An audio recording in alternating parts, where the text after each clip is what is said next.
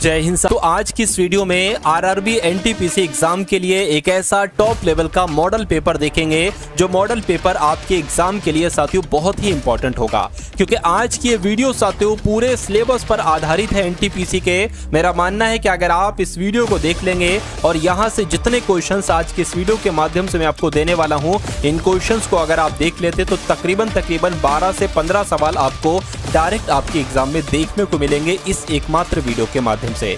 तो साथियों सिलेबस के जो भी अहम टॉपिक्स हैं, उनके जो भी सबसे महत्वपूर्ण सवाल हैं, उनको आज की इस वीडियो में हम लोग डिस्कस करेंगे। तो जीके जीएस होगा, रीजनिंग होगी, साथियों मैथ होगी, और प्रश्न मैं आपको कराऊं और उससे संबंधित जितनी चीजें मैं आपको बताऊं वो आपको जरूर याद रखना चाहिए, क्योंकि डायरेक्ट सवाल वहां से भी आपका बनेगा।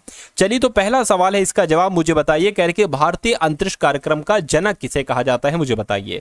तो भारतीय अंतरिक्ष कार्यक्रम का जनक किसे कहा जाता है साथियों? विक्रम साराभाई को कहा जाता है। अच्छा, विक्रम साराभाई को क्यों कहा जाता है? क्यों? क्योंकि इन्होंने साथियों 1969 में इंडियन स्पेस रिसर्च ऑर्गेनाइजेशन की स्थापना की थी। हिंदी में इसको क्या कहा जाता है साथियों? हिंदी में भारतीय अंतरिक्ष अनुसंधान संगठन कहा जाता है। तो इसरो की स्थापना कब की गई? 1969 में। किसने की? तो साथियों विक्रम साराभाई ने की। इतनी जानकारी आपको याद रखना है। उसके बाद देखिए अगले नंबर का सवाल है, और ये बहुत ही जरूरी सवाल है, बहुत इंपॉर्टेंट सवाल है। देखिए कह रहे कि धौलावीरा ये किस राज्य में है, मुझे बताइए। देखिए ये जो स्थान है ना साथियों, ये सिंधु घाटी सभ्यता का एक स्थल है।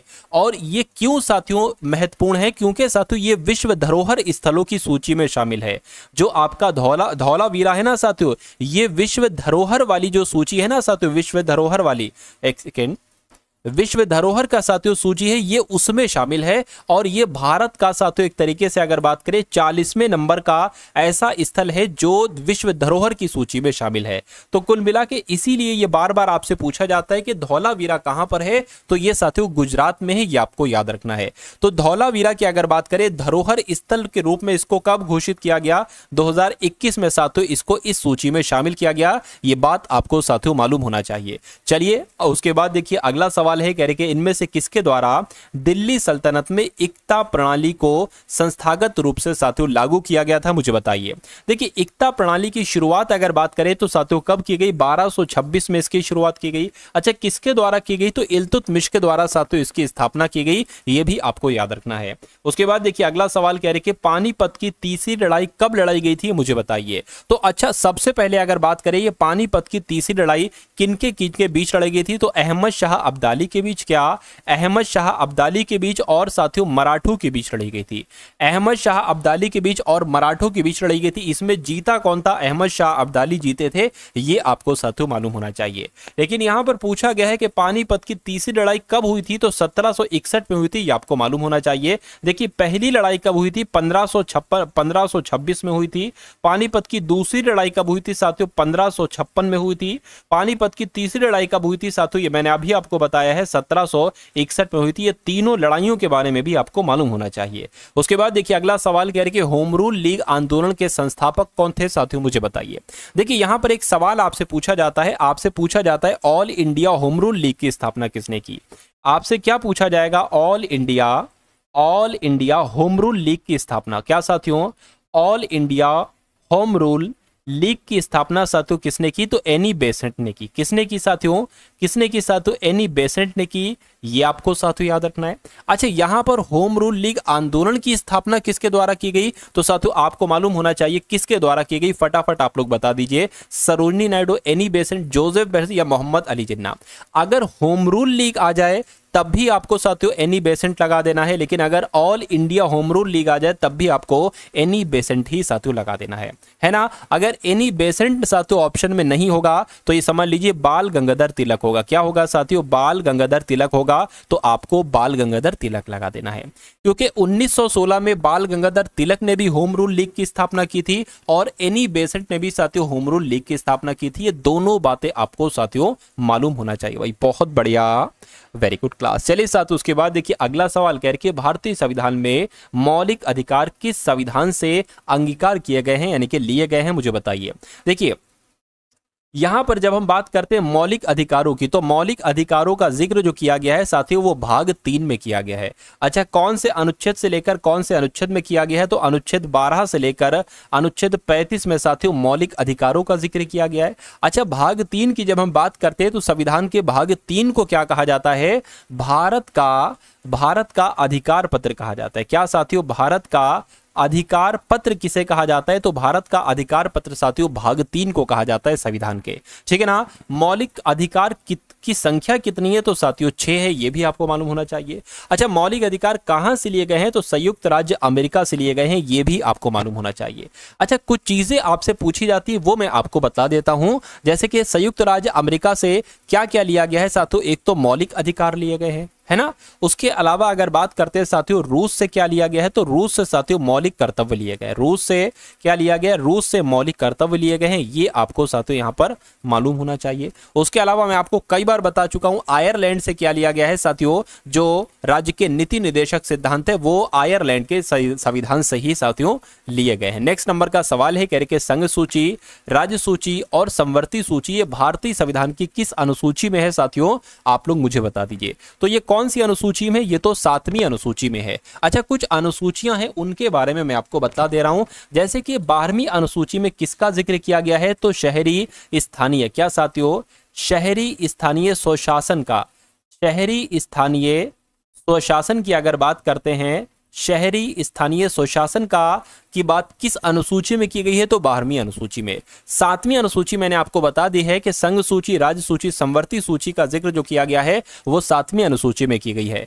और 8वीं अनुसूची में साथियों राजभाषा का जिक्र किया गया। किसका? राजभाषा का जिक्र किया गया है। और 10वीं अनुसूची की अगर हम बात करते हैं तो दल बदल प्रणाली के बारे में इसमें बताया गया। किसके बारे में साथियों? इसमें बताया गया है दल बदल प्रणाली के बारे में। दल बदल प्रणाली के बारे में साथियों कौन सी अनुसूची कहती है? तो मैं कहूंगा 10वीं अनुसूची कहती है। इतनी जानकारी आपको यहां पर याद रखना चाहिए। आंसर आपका कुल मिला के मैंने आपको बता दिया है, बी हो जाएगा। चलिए अब उसके बाद देखिए अगला सवाल आपके स्क्रीन पर, कह रहे पृथ्वी का कौन सा भाग मैग्मा का मुख्य स्रोत है?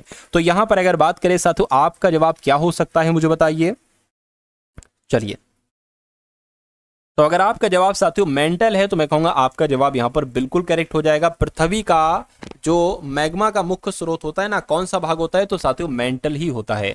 उसके बाद देखिए एटलस पर्वतमाला ये किस महाद्वीप में स्थित है साथियों, मुझे बताइए।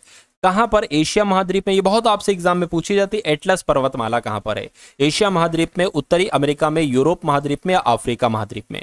साथियों यहां पर मैं आपको बता देना चाहता हूं कि अगर आप एनटीपीसी, क्या साथियों एनटीपीसी के एग्जाम की अगर हम बात करते हैं, आप की तैयारी थोड़ी कम है एनटीपीसी एग्जाम की, और आप चाहते हैं कि ये भैया हर हालत में कैसे ना कैसे करके सीबीटी 1 एग्जाम तो साथियों पास हो जाए, तो आपकी तैयारी अगर थोड़ी कम है और आप सीबीटी 1 एग्जाम को पास करना चाहते हैं तो मैं कहूंगा ये 3 पीडीएफ आप लोग एक बार सरसरी निगाहों से देख लीजिएगा। कम से कम सीबीटी 1 आपका साथियों पास हो जाएगा, फिर सीबीटी 2 के लिए आप और अच्छे से तैयारी करिएगा। देखिए सबसे पहले आपको साथियों 10 मॉडल पेपर दिए जा रहे हैं, सोल्यूशन के साथ साथियों ये मॉडल पेपर आपको उपलब्ध कराए जा रहे हैं। उसके अलावा आपको पिछली परीक्षाओं, क्या साथियों जो भी पिछली आपकी शिफ्ट हो चुकी है उनका सोल्यूशन दिया जा रहा है, क्योंकि इसमें से एग्जामिनर सवाल उठाता ही उठाता है। हर एग्जाम में समझ लीजिए, जो मान लीजिए कोई एसएससी का एग्जाम है तो उसके पिछले पेपर से क्वेश्चंस लिए जाएंगे।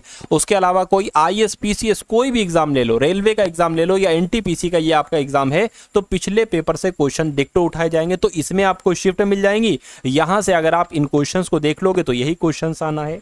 उसके अलावा तीसरी पीडीएफ आपको दी जा रही साथियों इंपॉर्टेंट करंट अफेयर की, तो ये तीनों पीडीएफ की अगर बात करिए, तीनों पीडीएफ आपको सिर्फ और सिर्फ 45 रुपीज में दी जा रही है। डिस्क्रिप्शन में लिंक है एनटीपीसी एग्जाम पीडीएफ का, उस लिंक पर आप क्लिक करेंगे तो आप हमारे व्हाट्सएप पर आ जाएंगे। वहां पर आपको एक क्यूआर कोड दिया जाएगा, उस क्यूआर कोड पर 45 का पेमेंट करेंगे तो ये तीनों पीडीएफ आपको साथियों यहीं पर भेज दी जाएंगी। तो मैं कहूंगा अपनी शिफ्ट से पहले पहले, अपने एग्जाम से पहले पहले इन पीडीएफ को जरूर लीजिएगा और देखिएगा। मेरा मानना है कि पेपर आपका साथियों बड़े आराम से क्रैक हो जाएगा।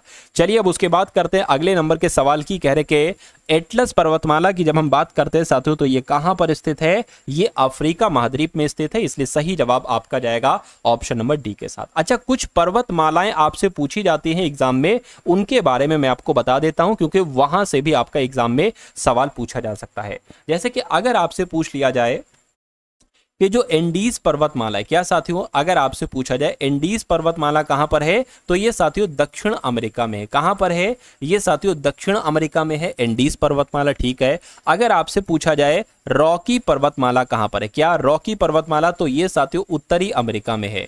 ये कहां पर है साथियों, ये उत्तरी अमेरिका में, ठीक है, कोई दिक्कत नहीं है। हिमालय तो आप सभी को पता है, हिमालय कौन से है ना, हिमालय की अगर बात करें कौन से महाद्वीप में स्थित है, तो ये साथियों अपने एशिया महाद्वीप में स्थित है, ठीक है। उसके बाद साथियों एटलस पर्वतमाला मैंने आपको बता ही दी है, अफ्रीका महाद्वीप में स्थित है।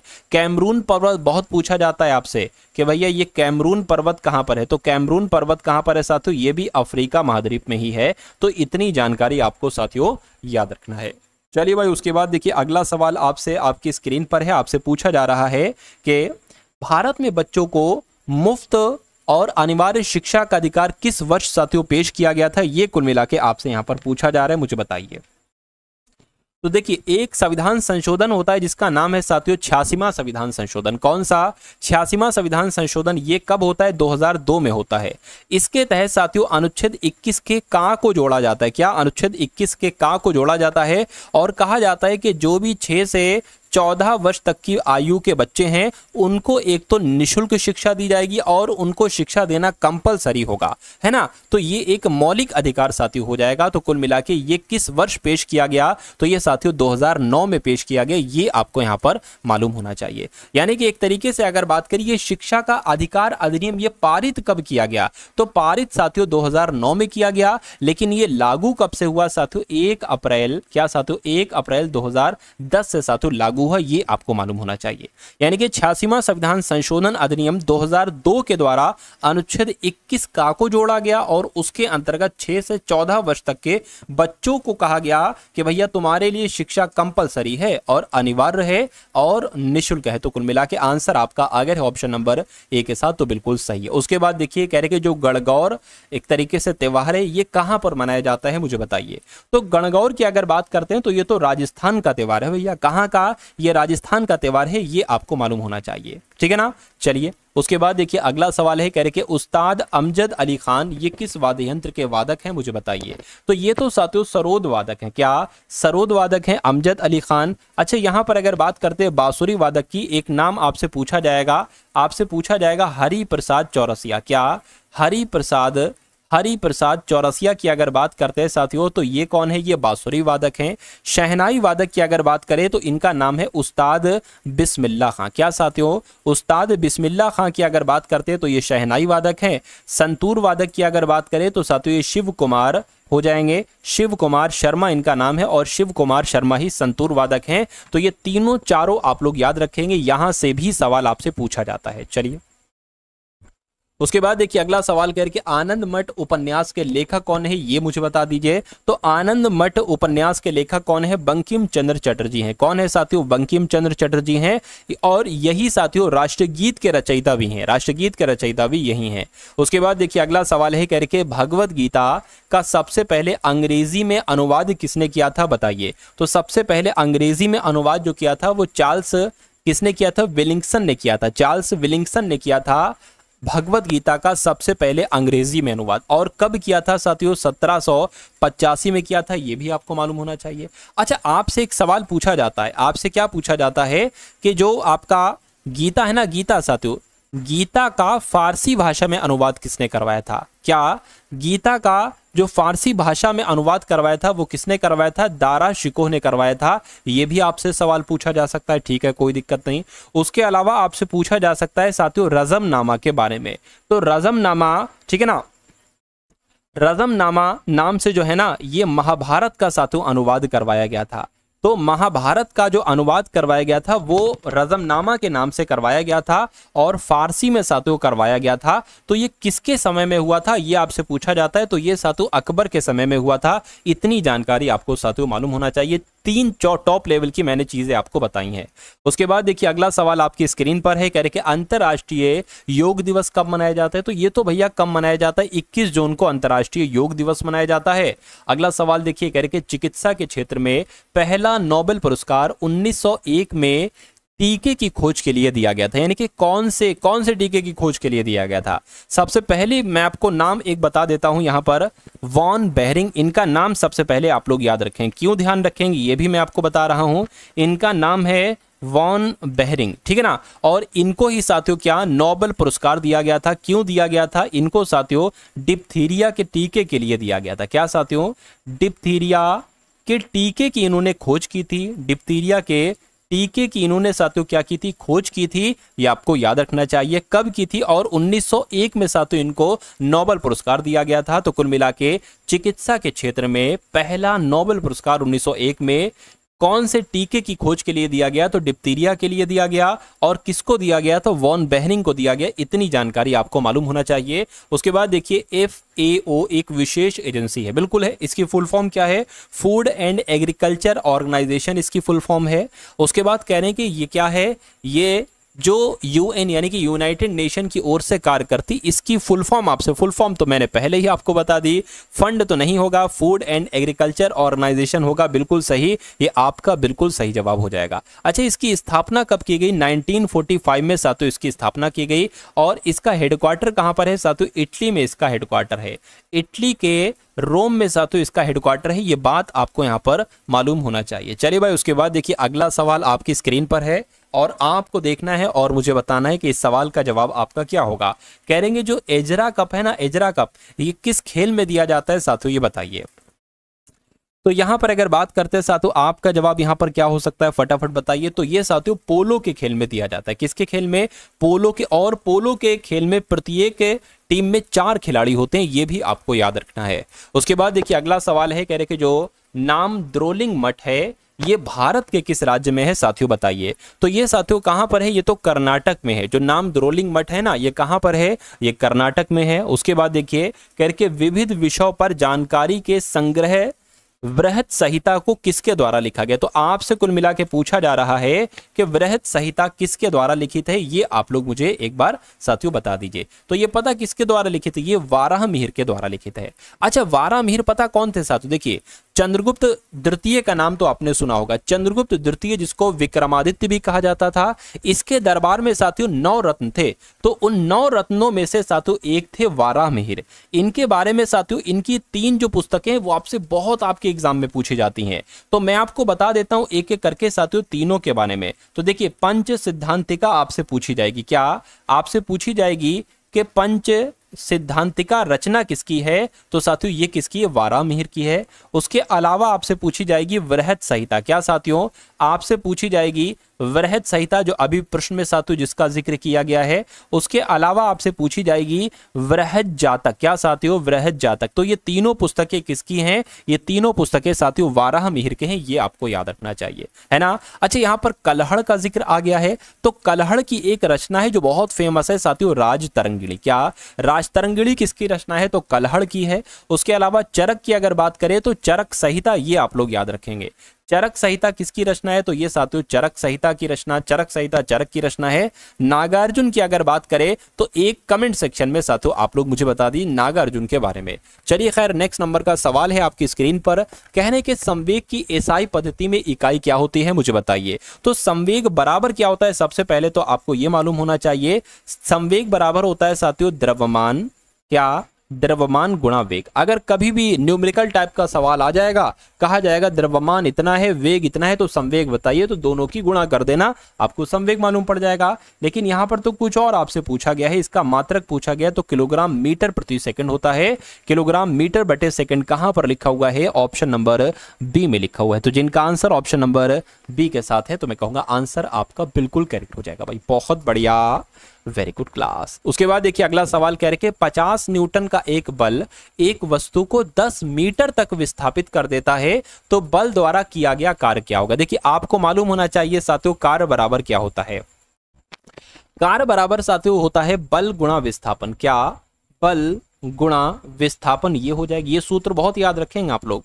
तो कार आपसे पूछा गया बल द्वारा किया गया कार्य कितना होगा, तो भैया कार्य कितना होगा, बल कितना है यहाँ पर 50 न्यूटन का तो बल है, और कितना उसको विस्थापित किया जाता है, कितना विस्थापित किया जाता है, 10 मीटर उसको विस्थापित किया जाता है। तो कुल मिला के कार आपका कितना निकल आएगा, कार आपका 50 जूल यहाँ पर निकल आएगा। तो कुल मिला के 50 जूल कौन से ऑप्शन में है, कहाँ गया, ये ऑप्शन नंबर डी वाले में। तो इस प्रकार जिनका भी आंसर ऑप्शन नंबर डी के साथ है, मैं कहूंगा आंसर आपका बिल्कुल करेक्ट है भाई, बहुत बढ़िया, वेरी गुड क्लास। साथियों अभी तक अगर आपने इस वीडियो को लाइक नहीं किया तो मैं रिक्वेस्ट करता हूं वीडियो को लाइक कर दीजिए। चैनल पर अगर आप लोग नए हैं तो साथियों इस चैनल को भी आप लोग जरूर सब्सक्राइब कर लीजिए। चलिए उसके बाद देखिए अगला सवाल आपकी स्क्रीन पर, कहा जा रहा है कि नकारात्मक त्वरण निम्न में से किसकी दिशा के विपरीत होता है, तो मैं कहूंगा वेग की दिशा के विपरीत होता है। आंसर आपका ऑप्शन नंबर ए होगा। कह रहे कि 0 डिग्री सेंटीग्रेड कितने डिग्री फॉरेनहाइट के बराबर होता है, तो साथियों मैं कह सकता हूं 32 डिग्री फॉरेनहाइट के बराबर होता है। राइट आंसर आपका ऑप्शन नंबर डी हो जाएगा। अगला देखिए कह रहे कि एक मिश्र धातु किसका उदाहरण है, तो एक मिश्र धातु की अगर बात करें तो ये साथियों ठोस विलयन का उदाहरण है। सही जवाब आपका ऑप्शन नंबर सी होगा।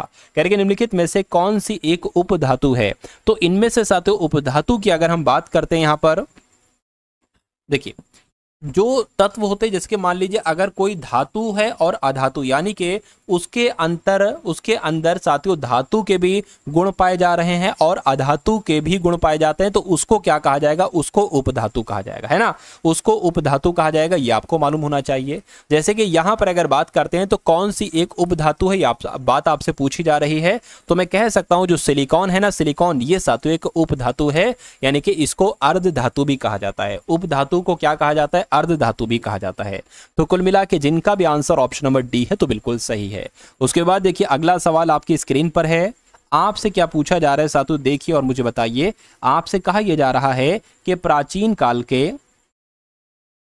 काल के जानवरों, पौधों एवं अन्य जीवों के संरक्षित अवशेषों या चिन्हों के अध्ययन के विज्ञान को क्या कहा जाता था, तो साथियों इसको क्या नृविज्ञान कहा जाता था, पुरातत्व विज्ञान कहा जाता था, जीवाश्म विज्ञान, बिल्कुल साथियों इसको तो जीवाश्म विज्ञान ही कहा जाता था। क्या इसको जीवाश्म विज्ञान कहा जाता था, ये आपको साथियों मालूम होना चाहिए, है ना। चलिए यानी कि जीवाश्म विज्ञान आ जाए या पैलियोटोलॉजी आ जाए, क्या पैलियोटोलॉजी आ जाए, ये भी आप लोग साथियों मालूम होना चाहिए आपको। चलिए अच्छा, यहां पर ऑप्शन नंबर डी में लिखा हुआ है औषध विज्ञान यानी कि फार्माकोलॉजी। तो फार्माकोलॉजी के अंतर्गत किसका अध्ययन किया जाता है साथियों, जड़ी बूटियों का अध्ययन किया जाता है, ये आप लोग याद रखेंगे।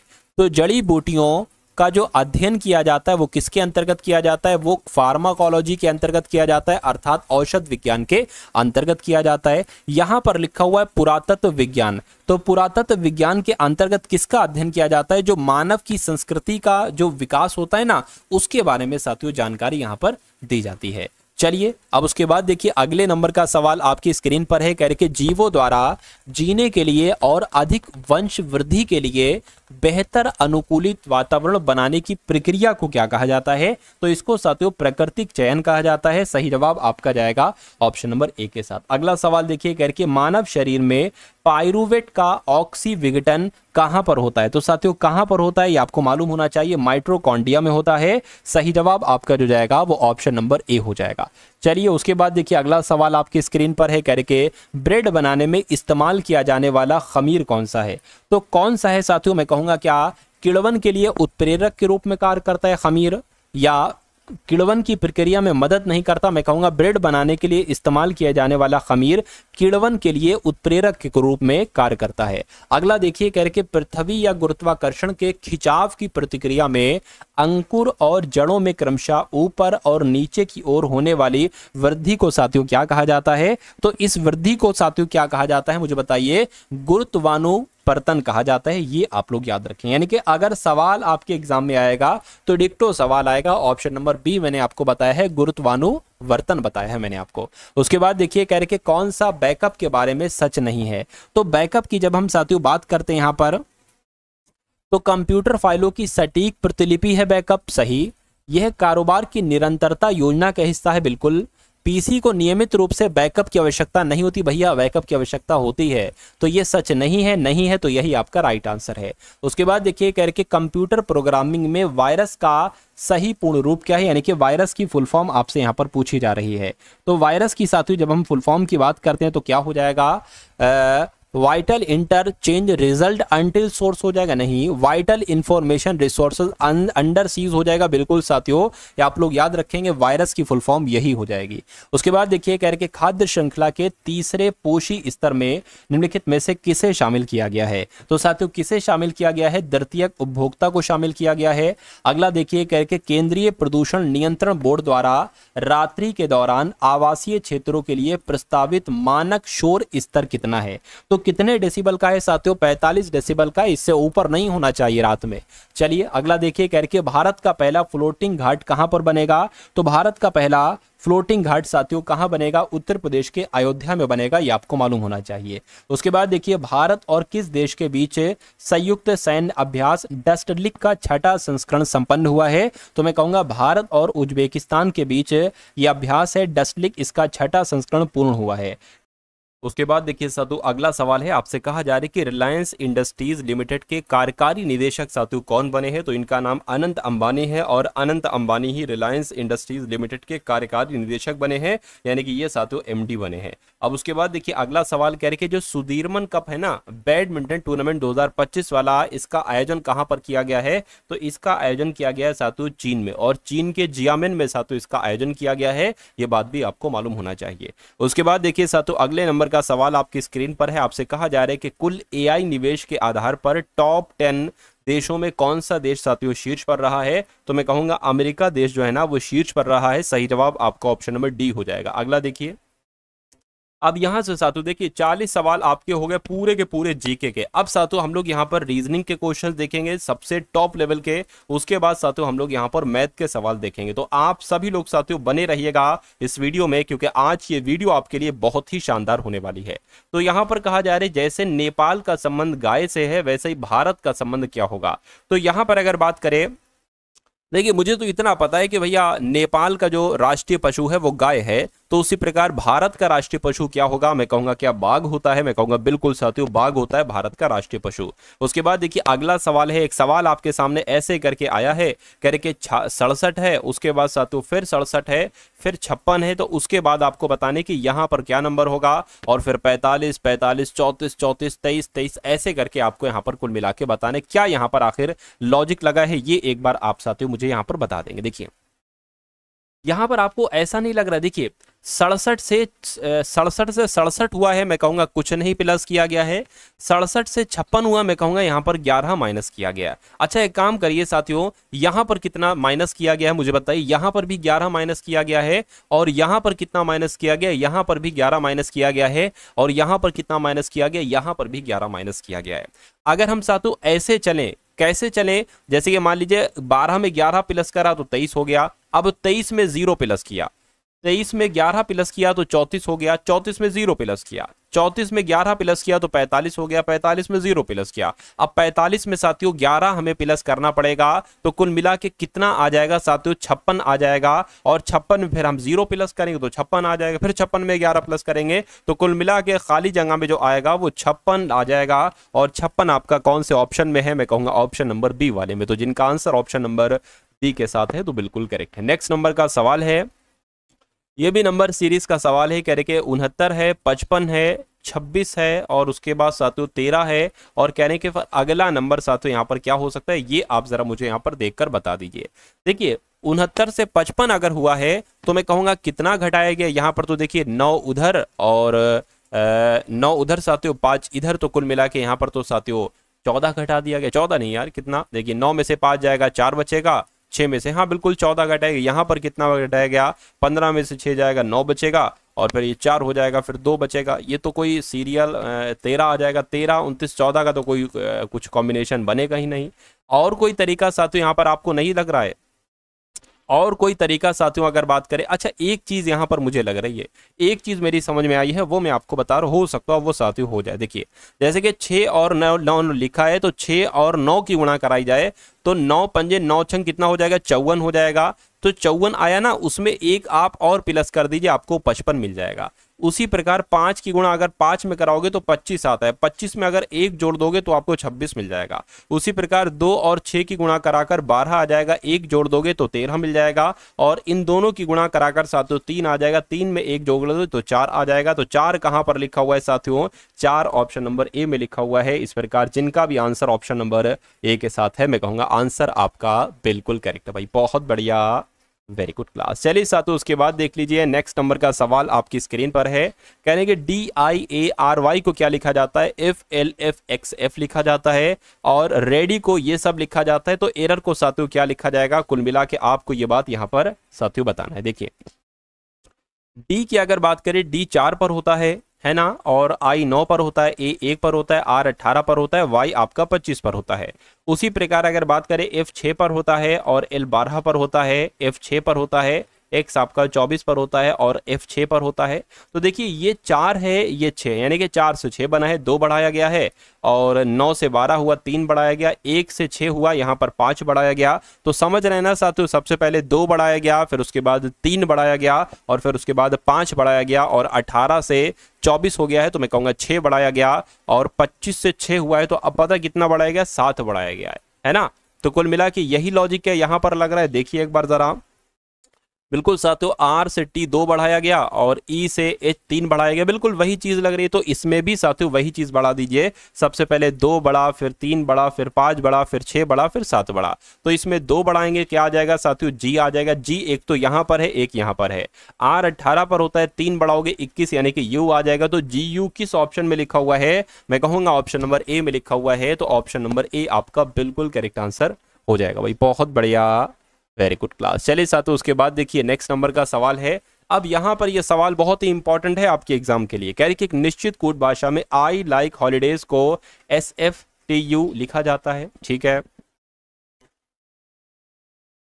यहां पर एक चीज मिसिंग है साथियों, देखिए SF और TU और VG, यहां पर साथियों V और G भी होना चाहिए था, क्योंकि 3 वर्ड्स यहां पर हैं तो 3 वर्ड्स यहां पर होना चाहिए। उसके बाद कहा जा रहा है, देखिए SFTU और VG हो गया, और उसके बाद समर हॉलीडेज स्टार्टेड को NJTU के लिखा जाता है, ठीक है। आई हेट समर को क्या लिखा जाता है साथियों? आई हेट समर को SFIONJ लिखा जाता है। तो आपको यह बताना है कि समर का कोड क्या होगा। देखिए अब समर कहां पर लिखा हुआ है? समर लिखा हुआ यहां पर समर हॉलीडेज स्टार्टेड, यानी कि समर का कोड NG हो सकता है, TU हो सकता है, MK हो सकता है। उसी प्रकार साथियों समर कहां पर लिखा हुआ है? एक यहां पर भी समर लिखा हुआ है ना। तो कुल मिला के इसमें और इसमें समर समान है, मतलब एक चीज है। तो समर 2 बार है, दोनों बार है। मैं कहूंगा NJ यहां पर है और NJ यहां पर है, तो मैं कह सकता हूं कि NJ जो होगा ये साथियों समर का कोड ही हो जाएगा। क्या ऑप्शन में NJ लिखा हुआ है? बिल्कुल लिखा हुआ है, ऑप्शन नंबर डी में लिखा हुआ है। तो ये क्या होगा? ये आपका साथियों बिल्कुल सही जवाब हो जाएगा। अब उसके बाद देख लीजिए नेक्स्ट नंबर का सवाल साथियों आपकी स्क्रीन पर है। क्या आपको बताना है यहाँ पर? कहने कि यदि ए का अर्थ साथियों क्या है? प्लस है। तो जैसे जैसे साथियों यहाँ पर हमें बताया जा रहा है वैसे वैसे हम करते जाएंगे, क्या दिक्कत है, आंसर तक पहुंच जाएंगे। कहने कि ए जहां पर आपको दिखे वहां पर साथियों प्लस लगा देना, और एस जहां पर आपको दिखेगा वहां पर माइनस लगा देना, और आपको एम जहां पर दिखे वहां पर गुणा लगा देना, और आपको जहां पर डी दिखे तो वहां पर भाग लगा देना। अब आपको इसको सॉल्व कर लेना, ये थोड़ा सा दिक्कत आपको हो सकता हो। देखिए यहां पर अगर साथियों हम लोग बात करें,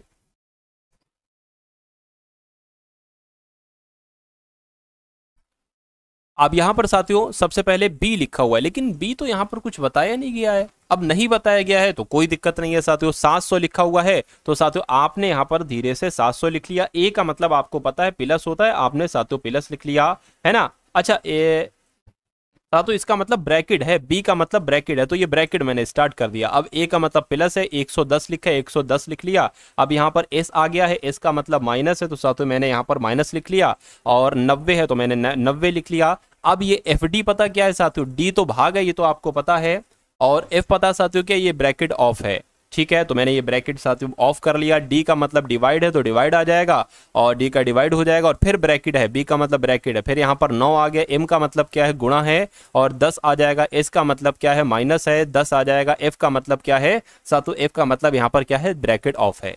चलिए तो आपको इसको सॉल्व करना है, क्या दिक्कत है साथियों? देखिए सबसे पहले अगर बात करें 110 में से 90 जाएगा तो 20 बचेगा, यानी कि ये हो जाएगा 720। 720 हो गया, ये भाग हो गया, ये साथियों 90 हो जाएगा, 9 धाम 90 हो जाएगा, 10 जाएगा तो 80 बचेगा, है ना। तो साथियों इसको 720 बटे 80 आ जाएगा, 0 से 0 कैंसिल हो जाएगा, 8 64, 8 नीम 72 हो जाएगा, यानी कि इस पूरे को कैलकुलेट करके 8 और 9 आ जाएगा। और 9 कौन से ऑप्शन में है? ऑप्शन नंबर सी वाले में है। तो जिनका आंसर ऑप्शन नंबर सी के साथ है तो मैं कहूंगा आंसर आपका बिल्कुल करेक्ट हो जाएगा भाई, बहुत बढ़िया, वेरी गुड क्लास। अब उसके बाद देखिए साथियों नेक्स्ट नंबर का सवाल आपकी स्क्रीन पर है, देखिए सवाल को और मुझे बताइए सही जवाब आपका क्या हो सकता है। कहा आपसे ये जा रहा है कि जैसे 8 4 12 2 को कैलकुलेट करके 13 बनाया गया है, जैसे 16 8 24 4 को कैलकुलेट करके 26 बनाया गया है, तो वैसे ही 22 2 और 14 कितने नंबर को कैलकुलेट करके 22 बनाया जा सकता है। थोड़ा सा अगर आप दिमाग लगाएंगे तो मेरा मानना है सही जवाब तक आप लोग पहुंच जाएंगे, है ना। चलिए, तो यहां पर अगर साथियों हम लोग बात करते, बहुत आराम से साथियों सवाल का जवाब देंगे। देखिए अगर हम 8 और 4 को जोड़ दें तो कितना आ जाएगा? 12 आ जाएगा। 12 और 2 को जोड़ दें तो कितना? 14 आ जाएगा। ठीक है, इसमें तो कॉम्बिनेशन बन नहीं, ऐसा तो नहीं, इसका बीच वाला नंबर 13 है, 13 आ गया। उसी प्रकार 16 8 कितना हो जाएगा? 24 हो जाएगा। 12 4 कितना हो जाएगा? 28 हो जाएगा। इसके बीच वाला नंबर 26 होगा क्या? बिल्कुल साथियों, 24 25 26 27 28, हाँ भाई हो तो रहा है। देखिए ये 24 हो गया, ये 28 हो गया, ठीक है, 25 और 26 27, है ना। बिल्कुल साथियों हो तो यही रहा है। तो उसी प्रकार साथियों ये कितना हो जाएगा? 22 और 2 आपका कितना हो जाएगा? 24 हो जाएगा। और ये कितना, मतलब कुल मिला के बीच का 22 आना चाहिए। तो यहां पर अगर बात करें साथियों क्या आना चाहिए, ये एक बार आप लोग यहां पर बता दीजिए। तो अगर 14 और 6 हम लोग करते हैं तो कितना आ जाएगा? 20 आ जाएगा। बिल्कुल साथियों यहां पर 6 ही आएगा। तो आपका राइट आंसर जो जाएगा वो ऑप्शन नंबर डी हो जाएगा, है ना। तो कुल मिला के, अच्छा इसको एक और तरीके से कर सकते थे। देखिए 8 और 2 कितना हो जाएगा? 8 और 2 की अगर बात करें तो साथियों 10 हो जाएगा। और 12 और 4 कितना हो जाएगा साथियों? ये आपका 12 4 कितना हो जाएगा? 16 हो जाएगा। तो कुल मिला के ये कितना बनेगा? ये 26 बनेगा। 26 का आधा 13 होता है, ये लिखा हुआ है। ऐसे ही ये भी हो जाएगा मेरे ख्याल से। तो कुल मिला के इस सवाल के 2 मेथड मैंने आपको बता दिए। उसके बाद देखिए नेक्स्ट नंबर का सवाल है आपकी स्क्रीन पर। अब इस सवाल को देखिए साथियों और मुझे बताइए राइट आंसर आपका क्या होगा। साथियों वीडियो अभी तक आपने लाइक नहीं की तो ये अच्छी बात नहीं है, ये बहुत गलत बात है। तो साथियों वीडियो को भी आप लोग लाइक कर देंगे। अब इसके सवाल की अगर बात करें, अब यहां पर साथियों आपसे कहा जा रहा है कि श्रवण उत्तर पूर्व की तरफ देख रहा है। सबसे पहले मैं आपको बेसिक बता देता हूं। देखिए मान लीजिए आप एग्जाम हॉल में, आपको क्या पता भैया उत्तर किधर है, पूर्व किधर है, उत्तर पूर्व किधर है। तो आप मान लीजिए यहां पर बैठे, हमेशा आपका ऊपर जो होगा ये हमेशा आपको उत्तर मानना है, हमेशा इस वाली साइड को अपना पूर्व मानना है, हमेशा इस वाली साइड को अपना दक्षिण मानना है, और हमेशा इस वाली साइड को साथियों अपना पश्चिम मानना है। अब मान लीजिए सवाल में कहा जा रहा है कि अब आप उत्तर पूर्व की तरफ चलिए, तो आप इधर चलेंगे, क्योंकि ये उत्तर है ये पूर्व है, तो बिल्कुल बीच में चलेंगे, है ना। तो ये कॉन्सेप्ट आपको समझ में आ गया। अच्छा 2 कॉन्सेप्ट और है यहाँ पर, 2 शब्द है, एक वामावर्त शब्द है, एक दक्षिणावर्त शब्द है। देखिए घड़ी जो होती है ना, घड़ी की सुइयां कैसे चलती हैं? ऐसे ऐसे ऐसे ऐसे चलती है, ऐसे ऐसे चलती हैं। तो ये साथियों दक्षिणावर्त चलती हैं। क्या साथियों? दक्षिणा वर्त चलती हैं। इसका मतलब ये हो गया। अच्छा एक शब्द है यहाँ पर वामावर्त। वामावर्त है साथियों घड़ी की दिशा के उल्टे चलना। कैसे चलना? उल्टे, यानी कि साथियों ऐसे ऐसे ऐसे ऐसे करके चलना। तो ये कॉन्सेप्ट आपको क्लियर होगा। अगर क्लियर हो गए तो बहुत अच्छी बात है। देखिए करके श्रवण उत्तर पूर्व की तरफ देख रहा है, यानी कि अभी वो यहाँ पर है और इस तरफ साथियों वो देख रहा है।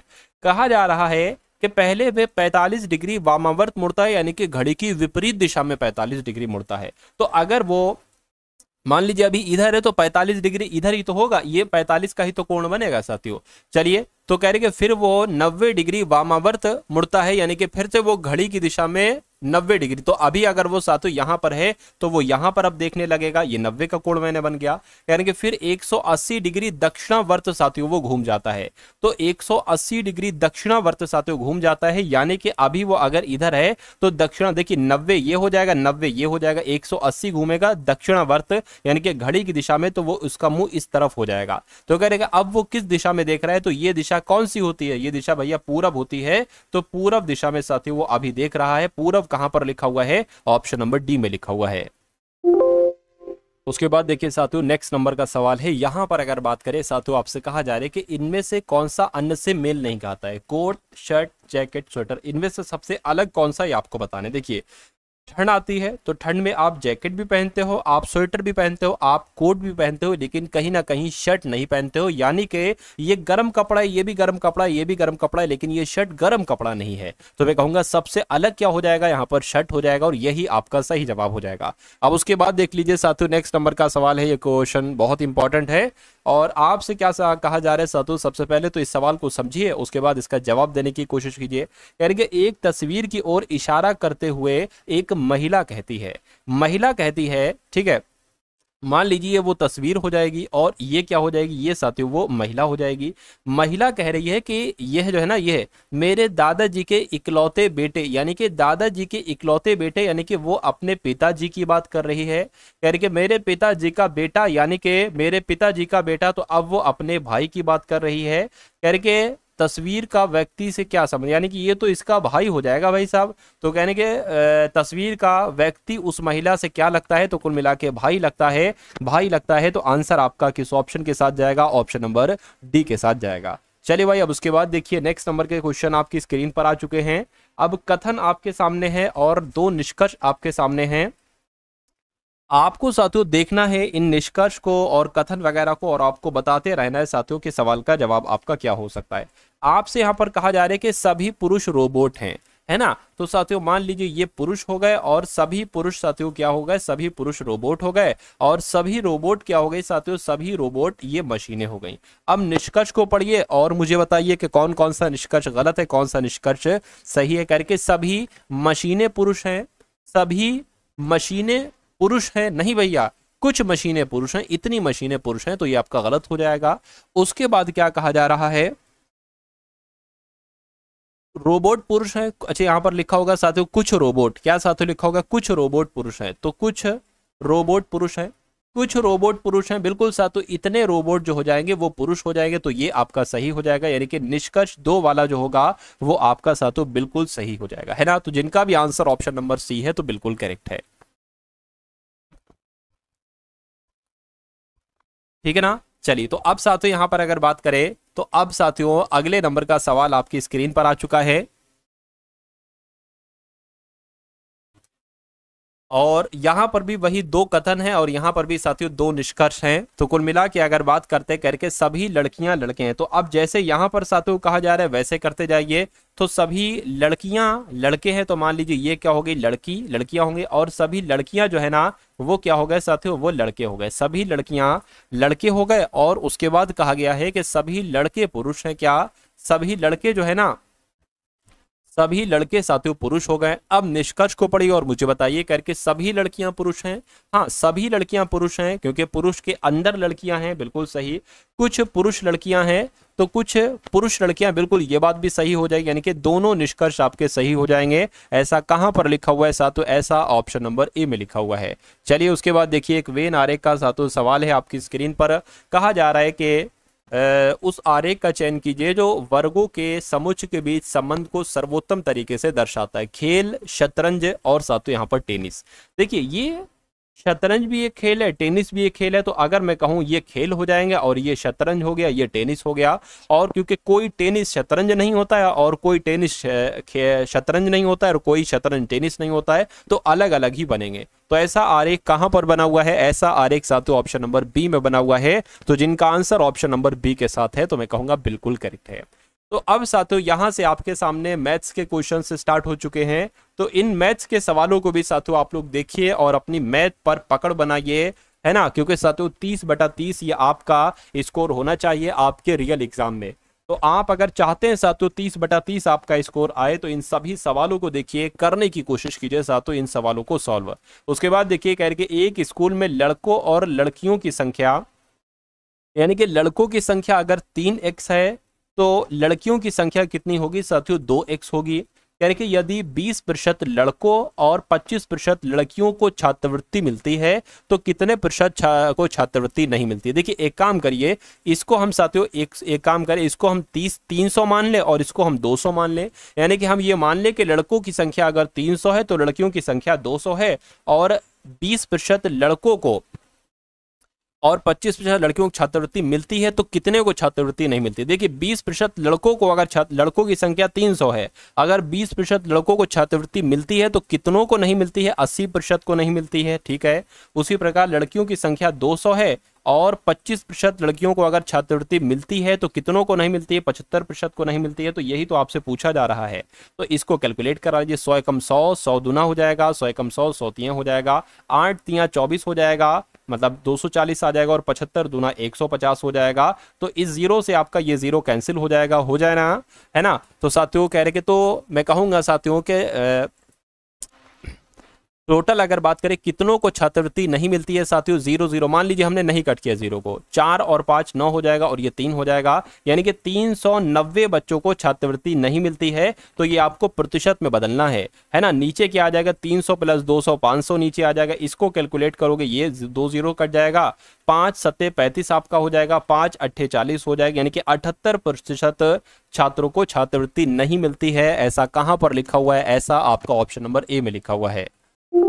उसके बाद देखिए साथियों नेक्स्ट नंबर का सवाल है, कह रहे कि एक मिश्र धातु में सोने और चांदी के भार का अनुपात कितना बताया गया है साथियों। एक मिश्र धातु है, उसमें साथियों क्या है? उसमें सोना है और उसमें साथियों चांदी है। क्या है साथियों? सोना है और चांदी है, ऐसा कहा गया। इनका अनुपात जो है ना, अगर सोना 17 है तो साथियों चांदी कितनी है? 3 है। कह रहे कि यदि मिश्र धातु में चांदी का वजन, अच्छा यहाँ पर चांदी का अनुपात दे रखा है कितना? 3 दे रखा है, लेकिन कहने के चांदी का वजन अगर 2.7 ग्राम है तो मिश्र धातु में सोने का वजन साथियों कितना होगा? देखिए हम 3 की किससे गुणा कराए, है ना, 3 की साथियों किससे गुणा कराए कि 2.7 आ जाए। तो मैं कहूंगा 0.9 से अगर गुणा करा दी जाए, है ना साथियों, 9 तियां 27, तो कितना हो जाएगा? 27 हो जाएगा। तो इसकी भी सोने का भार पता करने के लिए भी हम साथियों इसकी गुणा कराएंगे 0.9 से, है ना साथियों। तो 0.9 से अगर साथियों इसकी हम गुणा करा दे तो कितना आ जाएगा? 17 गुणा 9 कितना होता है? 153 होता है। तो एक नंबर के बाद साथियों यहाँ पर पॉइंट आ जाएगा, तो 15.3 ग्राम हो जाएगा साथियों सोने का वजन। इसलिए आंसर आपका जाएगा ऑप्शन नंबर बी के साथ।